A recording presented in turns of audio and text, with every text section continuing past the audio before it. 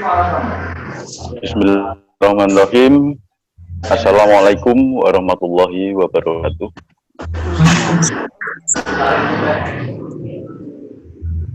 Asyhadu an la ilaha illallah wa asyhadu anna Muhammadar Rasulullah. Allahumma sholli ala sayyidina Muhammad wa ala ali sayyidina Muhammad. Bapak Ibu yang dicintai dan dirahmati Allah, pada kesempatan kali ini, sebelum saya ngomong banyak tentang pendidikan karakter berbasis sadar Allah, saya akan perkenalkan diri dulu. Karena kalau jenengan ke Bu Rahmi sudah enak mengenalnya.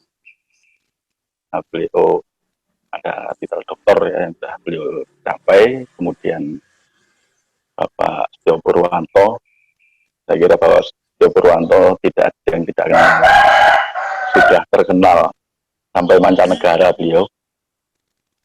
Beliau sekarang sedang menyelesaikan pendidikan S3-nya. Jadi kalau di tulisannya tadi yang diedarkan ada C, PhD, itu C-nya calon Pak Bud ya.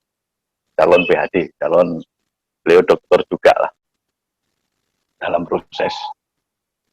Hanya saya yang tidak ada titel.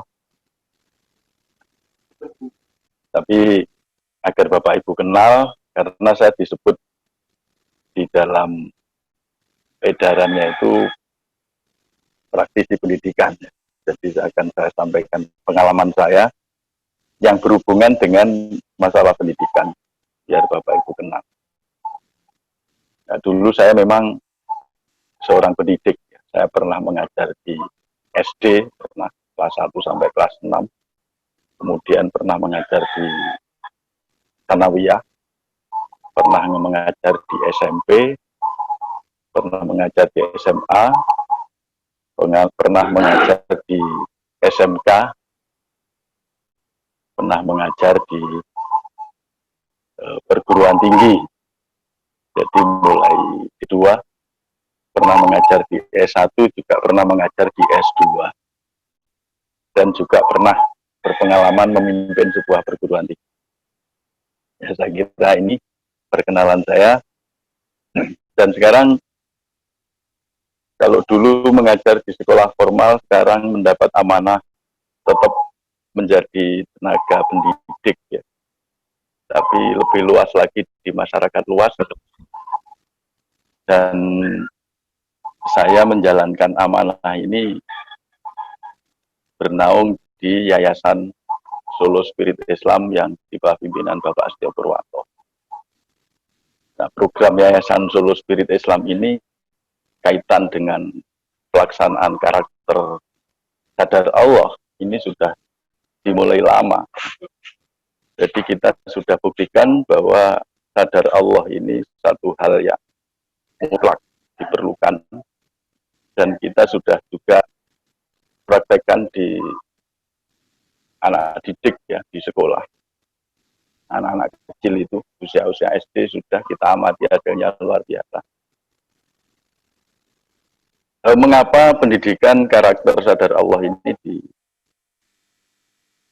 disampaikan ya? Jadi ini yang saya sampaikan itu pengantar sebenarnya ya, pengantar kita untuk memahami karakter sadar Allah dan bagaimana mengaplikasinya. Substansinya adalah pada praktek, pada pelaksanaan. Jadi pendidikan karakter sadar Allah ini sangat mutlak diperlukan, karena mengingat kondisi sekarang seperti yang tadi disinggung oleh Ibu Dr. Rahmi, pembicara pertama tadi, tentang akhlak ya, akhlak anak didik, tentang moral, jauhnya dari nilai-nilai ketuhanan, lunturnya budaya luhur bangsa atau kearifan lokal. Anak sudah tidak lagi mengenal sopan santun, tidak lagi mengenal tata krama. Jadi kepada orang tua, kepada teman sebaya, kepada guru dan lain-lain, ini tata keramanya sudah, saya katakan sudah luntur ya. Jadi yang terjadi di lapangan itu penghormatan terhadap guru itu sudah berkurang jauh sekali. Bahkan di beberapa kasus banyak terjadi praktek-praktek kekerasan terhadap pendidik. Dan realita pendidikan kita itu masih mengarah pada domain yang dicetuskan oleh Benjamin S. Bloom, ya, yaitu kognitif, afektif, dan psikomotorik. Nah, ini belum menyentuh pada aspek kesadaran. Kita hanya lebih banyak mengajarkan pada anak itu tentang pengetahuan dan keterampilan. Nah, ini mengapa kesadaran itu penting. Jadi pentingnya pendidikan karakter sadar Allah, karakter siswa yang sadar Allah dalam dunia pendidikan memang merupakan satu tugas sekolah, ya. Tugas lembaga pendidikan sebagai agen perubahan, agen pembentukan yang utama, yang menjadi tumpuan utama masyarakat untuk pembentukan karakter bangsa. Jadi kalau kita punya anak, mesti larinya ke sekolah. Nggak ada kita orang tua anak jangan sekolah, nggak ada. Mesti otomatis sudah menjadi spontanitas kalau anak nggak sekolah itu. Bukan anaknya saja yang minder, tapi orang tuanya yang nggak berani keluar. Nah, pendidikan sebagai institusi itu mempunyai fungsi, ya, secara umum. Yang pertama, fungsi sosialisasi. Jadi dalam sekolah itu kita mendidik anak untuk bisa bergaul dengan teman-temannya, dengan guru, dengan lingkungan sekolah. Jadi pendidikan akhlak ada pada aspek sosialisasi ini. Kemudian fungsi sebagai integrasi sosial. Jadi pada dasarnya pendidikan itu tidak bisa lepas dari budaya setempat. Nah, jadi institusi pendidikan itu harus lebur dalam budaya tempat di mana sekolah kita itu berada. Jadi kalau bertentangan dengan budaya setempat, ya, maka pendidikan itu akan dijauhi masyarakat dan mesti banyak problem. Kemudian fungsi penempatan sosial. Jadi kita persiapkan anak didik kita untuk bisa menduduki satu posisi sosial yang nantinya bisa mempengaruhi lingkungannya. Jadi di sekolah itu sebenarnya memaksimalkan potensi anak. Jadi potensinya anak itu apa, itu dimaksimalkan. Yang nantinya untuk bekal hidup di masyarakat. Kemudian fungsi inovasi sosial. Yang seharusnya menjadi agen perubahan itu sekolah, bukan masyarakat. Tapi kenyataannya memang kita tertinggal. Masyarakat berubah dulu, sekolah baru mengikuti. Nah, ini sebenarnya kebalik. Seharusnya sekolah itu dulu. Perguruan tinggi lah yang dulu, kemudian masyarakat mengikuti. Sekolah yang dulu merubah, masyarakat ikut. Karena pusat penelitian, pusat pengembangan, pusat macam-macamnya ada di sekolah, bukan di masyarakat. Ya, sekarang ini sudah kebalik. Slide berikutnya, tujuan pendidikan karakter sadar Allah. Saya ulas sedikit tentang kalau pendidikan, saya kira Bapak Ibu sudah kenal dan tidak akan mengajarkan masalah didaktik, pedagogik, enggak. Itu Bapak Ibu saya kira sudah menguasai semua. Jadi kita punya tugas mengajar dan mendidik. Mendidik itu hubungannya dengan karakter. Jadi karakter itu tidak bisa diajarkan, tapi bisa dididikkan. Jadi mendidik, karena mendidik itu lekat sekali dengan kita melatih. Pendidik itu harus menjadi, pendidiknya harus menjadi teladan. Nah, karakter, apa itu karakter? Karakter itu sebenarnya satu kesatuan dari keseluruhan potensi diri. Kalau kita bicara pada anak, keseluruhan potensi anak itu merupakan satu kesatuan sistem yang sangat berkaitan. yang nantinya mengarah pada perilaku anak didik. Jadi muaranya pada akhlak. Nah, karakter ini lekat sekali dengan spiritual. Jadi karakter itu kaitannya erat sekali dengan masalah-masalah spiritual dan kontekstual. Jadi kita mengajarkan mendidik karakter pada anak itu melalui sisi spiritual dan kontekstual. Tanpa spiritual tidak bisa, karena kita mau merubah, mau membentuk pribadi yang baik untuk meningkatkan kedewasaan spiritual, kedewasaan mental emosional, dan kecerdasan anak.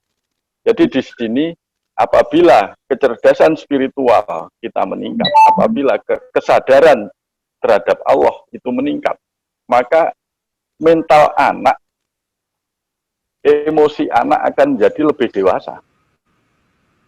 Dan kecerdasan anak itu meningkat. Jadi intelijensi anak itu meningkat. Jadi faktanya begitu. Kita mengamati pada siswa-siswa, terutama anak-anak tingkat dasar itu ya. Itu ternyata dengan sadar Allah, maka nilainya menjadi semakin baik, sikapnya menjadi tenang, belajarnya menjadi damai, dan perilakunya terkontrol. Tanpa kita harus marah-marah pada anak, tanpa kita harus terus mengawasi anak. Kemudian sadar Allah itu meningkatkan kemampuan analitis. Jadi otomatis kemampuan berpikir analisa anak itu menjadi meningkat. Jadi ketika kita menghadapi masalah, kita akan jeli. Anak-anak itu akan teliti. Kemampuan mengerjakan matematika, mengerjakan IPA, mengerjakan soal-soal itu akan menjadi lebih teliti. Karena apa? Kemampuan analitisnya meningkat. Dan anak cenderung kreatif dan inovatif. Jadi disinilah fungsi sekolah untuk menjadi inovator. Ya. Inovator dari perubahan kesadaran yang ada di masyarakat, perubahan budaya masyarakat. Kemudian terakhir, ya, muaranya karakter itu pada apa? Pada pembentukan kepribadian yang mulia. Jadi akhlakul karimah, yaitu kepribadian yang sadar Allah. Kemudian metode pendidikan karakter sadar Allah. Jadi yang dimaksud metode di sini bukan metode mengajar, bukan metodologi pendidikan. Jadi kalau metodologi pendidikan Bapak Ibu sudah menguasai, seperti yang kita terapkan, ada ceramah, ada tanya jawab, ada metode diskusi, metode demonstrasi, metode macam-macam lah, banyak. Tapi untuk pendidikan karakter sadar Allah itu kita bisa menggunakan tiga pendekatan, yaitu melalui yang kita sebut metode zikir nafas sadar Allah, metode 3T, tasbih, tahmid, dan takbir, dan metode ATP, amanah tanda perintah. Dan saya garis bawahi, ini bukan pelajaran agama Bapak Ibu ya. Jadi bukan pelajaran agama. Ini adalah ilmu yang sifatnya universal. Jadi dibutuhkan dalam semua bidang kehidupan, dibutuhkan pada semua pelajaran. Jadi ini bukan pelajaran agama. Nanti jangan-jangan Bapak Ibu, wah ini pelajaran agama, ini cocoknya sing mulang guru agama. Enggak. Semua guru, baik yang ada tugas mengajar maupun yang enggak tugas mengajar. Bahkan tenaga kependidikan lah, tenaga TU, termasuk pengelola pendidikan, ini membutuhkan, sangat butuh. Jadi metode DNSA yang nanti akan saya ulas sedikit ya. Kemudian 3T dan ATP ini untuk meningkatkan kesadaran terhadap Allah Subhanahu wa taala. Ini kalau dilakukan secara istiqomah dan dalam semua aktivitas kehidupan sehari-hari.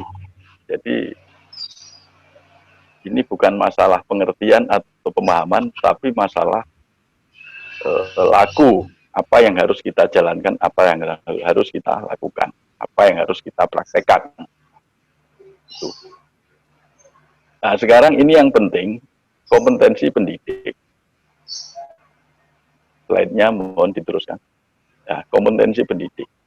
Jadi, seperti yang diajarkan Rasulullah, dalam Al-Quran juga ada, bahwa Rasulullah itu suri teladan terbaik, contoh terbaik. Jadi Rasulullah itu sebagai pendidik, ya, salah satu yang dilakukan Rasulullah itu mendidik masyarakat. Beliau itu tidak hanya ceramah, tapi beliau itu memberikan teladan, keteladanan seperti yang disampaikan oleh Bapak Setia Purwanto tadi. Jadi pendidiknya sendiri itu harus sadar Allah. Bagaimana kita bisa mengaktifasi kesadaran kita sendiri terhadap Allah Subhanahu wa Ta'ala? Salah satu cara yang telah terbukti, ya, yang telah kami jalankan bertahun-tahun, itu adalah dengan berzikir. Jadi kita harus berzikir secara istiqomah. Jadi zikirnya seperti apa? Zikirnya dengan metode DNSA, zikir nafas sadar Allah. Tapi ini satu metode. Bapak Ibu bisa menggunakan zikir-zikir yang sudah biasa Bapak Ibu lakukan. Zikir apa saja boleh. Tidak apa-apa. Mau pakai Asmaul Husna, mau pakai La ilaha illallah, mau pakai apalah, itu boleh. Jadi dalam metode zikir nafas ini kita berzikir. Zikir itu apa sih? Zikir itu bukan mengingat, Pak. Zikir bukan mengingat. Karena mengingat itu aktivitas pikiran. Jadi kesadaran itu bukan masalah pikiran. Kesadaran itulah yang menguasai pikiran. Jadi zikir itu sadar, zikir itu menyadari. Zikrullah itu berarti sadar Allah atau menyadari Allah. Jadi kalau kita berzikir hanya sekedar mengingat, maka kita akan sering lupa terhadap Allah. Dan nilai kesadaran kita terhadap Allah itu tidak akan tertanam. Kemudian zikir nafas. Nah, ini banyak sekali pertanyaan ya. Jadi pertanyaan banyak sekali. Mengapa zikir nafas? Nafas itu hanya sebagai alat. Kita yang sudah terbiasa menggunakan alat yang kita sebut tasbih, itu yang isinya 100 biji itu ya, yang kita putar-putar, subhanallah, subhanallah, subhanallah, tasbih itu alat. Ada juga yang menggunakan batu kerikil, itu alat. Ada juga yang menggunakan jari-jari, banyak menggunakan jari-jari, ruas-ruas jari, itu juga alat. Nah ini nafas ini kita gunakan sebagai alat. Mengapa nafas ini sebagai alat? Karena selama kita masih hidup di dunia, nafas ini tidak pernah berhenti. Jadi kalau kita berzikir dengan menyadari nafas, maka zikir kita tidak akan pernah berhenti. Selama kita sadar, kecuali kalau nggak sadar. Kemudian DNSA, sadar Allah. Kita berzikir nafas, zikir terus pada Allah, agar kita sadar Allah. Sadar Allah itu dalam bahasa lain ya ma'rifatullah. Tapi kita pakai sadar Allah. Agar kita menyadari Allah. Dan kemudian kita juga harus melakukan 3T, tasbih, tahmid, takbir. Zikir ini dianjurkan Rasulullah karena ternyata zikir ini itu bisa merubah sikap kita. Bisa merubah sikap yang bagaimana, sikap yang sadar Allah. Jadi subhanallah, subhanallah, subhanallah. Dengan kesadaran kita sambungkan ke Allah. Nah, subhanallah itu Allah Maha Suci. Allah Maha Suci. Otomatis karena Allah Maha Suci, maka seluruh perbuatan Allah itu benar. Seluruh afal Allah itu benar. Karena seluruh afal Allah itu benar, maka kita harus menerima. Jadi kalau kita zikir subhanallah, subhanallah, subhanallah, maka afirmasi kita itu menerima apa? Menerima afal Allah, menerima seluruh perbuatan Allah. Apakah semua perbuatan Allah itu menurut ego kita itu semua menyenangkan? Enggak. Kalau ukurannya ego, ukurannya nafsu, itu mesti ada yang menyusahkan, ada penderitaan, ada iri dengki, ada kebencian, dan lain-lain. Itu kalau kita tidak bisa menerima perbuatan Allah. Padahal ketika terjadi bencana, ketika terjadi pandemi seperti sekarang ini banyak orang yang susah. Karena apa? Karena kita tidak bisa menerima perbuatan Allah. Nah, pandemi ini perbuatan Allah, bukan perbuatan siapa-siapa, bukan terjadi dengan sendirinya. Ini atas kehendak Allah. Jadi dengan pandemi ini kita harus bisa menerima. Ketika siswa, misalnya ada siswa yang nakal, bolosan, dan lain-lain, sikap kita yang pertama adalah menerima. Kita terima. Jadi siswa yang kita kategorikan nakal, sekarang nyebut siswa nakal itu tidak boleh. Kita sebut kelebihan energi. Siswa yang kelebihan energi. Siswa yang tidak taat pada peraturan. Nah itu kita tidak bisa membencinya. Kita tidak boleh membencinya. Nah, karena tugas kita itu untuk mendidik siswa. Kalau siswanya sudah baik, sudah akhlakul karimah, apanya yang perlu dididik? Kita mendidik siswa karena siswa itu masih banyak kekurangan. Nah, setelah itu baru kita bisa bersyukur. Kalau kita bisa menerima, kita bisa bersyukur. Setelah itu takbir, ya tahmid, alhamdulillah itu mensyukuri. Jadi walaupun siswa kita itu nakal, siswa kita itu tidak taat peraturan, suka bolos, dan lain-lain, melanggar norma-norma, kita masih bisa bersyukur. Mengapa kita bersyukur? Karena kita diberi tugas oleh Allah untuk mendidik siswa yang tidak taat peraturan tadi. Mengapa kita disuruh mendidik? Karena cinta Allah pada kita. Jadi kita diberi pelajaran oleh Allah. Kita ingin ditingkatkan keimanan kita, ditingkatkan kesadaran kita agar kita lebih sadar lagi, lebih menyadari Allah, Allah yang maha dekat, Allah yang selalu bersama kita. Nah ini harus dilanjutkan dengan Allahu Akbar, itu meyakini. Kalau kita zikir Allahu Akbar, kesadaran kita sambungkan ke Allah terus. Nah, maka kita akan punya keyakinan, kekuatan, keimanan yang luar biasa.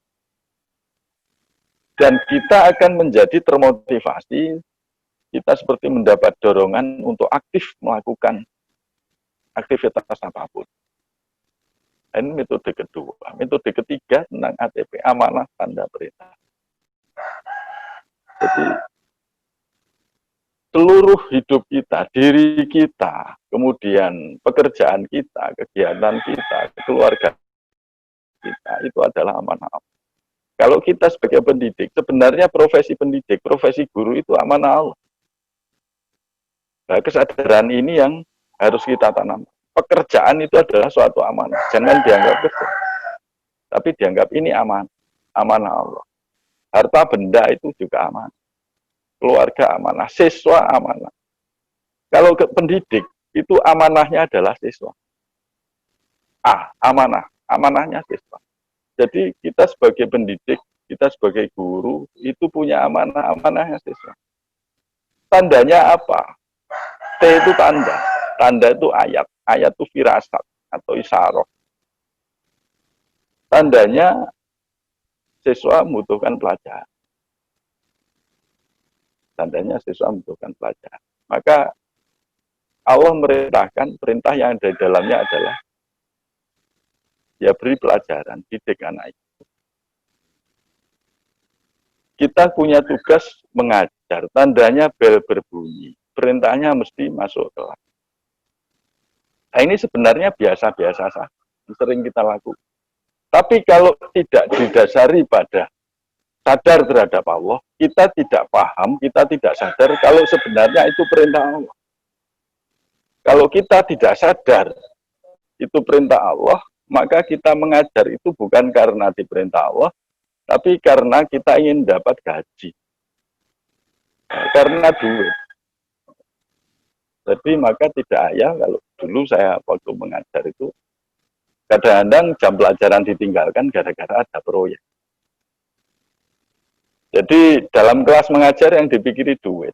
Setelah masuk ruang guru yang diomongin tunjangan itu, kepotong ini, kepotong itu. Jadi guru sini malah susah. Nah, itu problem. Karena apa?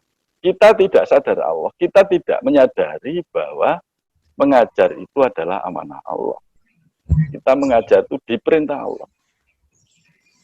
Kalau kita menyadari bahwa itu perintah Allah, menjalankan perintah Allah dalam kegiatan pembelajaran, itu adalah satu kebahagiaan yang luar biasa. Jadi mengajar itu bukan mencari duit. Duit itu hanya hadiah. Kemudian kita harus menjadi suri teladan bagi peserta didik. Tolong Ibu nanti kalau saya kelewatan diingatkan ya. Jadi kita harus menjadi suri teladan. Nah ini pakem. Maksudnya pakem ini tidak bisa ditawar. Suri teladan itu nggak bisa ditawar. 2 menit lagi ya. Oke. Berikut kompetensi peserta didik. Yang pertama, karena peserta didik merupakan satu sasaran pembelajaran, maka peserta didik itu harus meningkat dalam kedewasaan spiritual, mental, emosional, dan kecerdasannya. Nah, kemudian mempunyai kemampuan analitis, ya, kreatif, dan inovatif. Dan ini yang penting, mempunyai kepribadian yang mulia, akhlakul karimah. Akhlakul karimah atau yaitu kepribadian yang sadar Allah. Itu yang bagaimana? Kepribadian yang sadar Allah itu yang punya tolok ukur seperti sifat Rasulullah, yaitu sidik, amanah, atau tablik. Sidik itu jujur. Anak itu mesti jujur. Kemudian amanah, dapat dipercaya. Jadi anak karena jujur, anak itu dapat dipercaya, bertanggung jawab atas tugas-tugasnya. Anak menyadari kalau sebagai pelajar itu juga amanah. Fatonah, nah ini, anak menjadi lebih cerdas dan bijaksana. Itu sudah otomatis. Tablik menyampaikan itu sebenarnya fitrah. Kita nggak usah disuruh saja, kita sudah kalau ada misalnya